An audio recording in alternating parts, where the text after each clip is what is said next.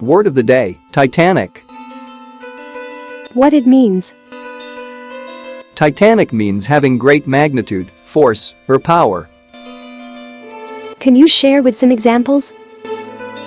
Example 1. A supernova occurs when a massive star in the bright disk of the galaxy runs out of fuel at the end of its life.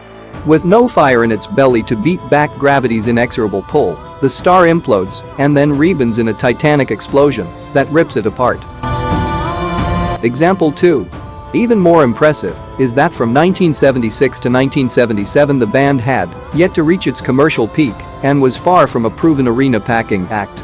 The tour lasted so long and was such a titanic undertaking, it was a key factor in the group taking an extended hiatus to recharge in the years following. Did you know? Before becoming the name of the most famous ship in history, Titanic referred to the Titans, a family of giants in Greek mythology who was believed to have once ruled the earth. They were subsequently overpowered and replaced by the younger Olympian gods under the leadership of Zeus. The size and power of the Titans are memorialized in the adjective Titanic and in the noun titanium, a chemical element of exceptional strength that is used in the production of steel. Well, that's all we have for you today. Thanks for watching.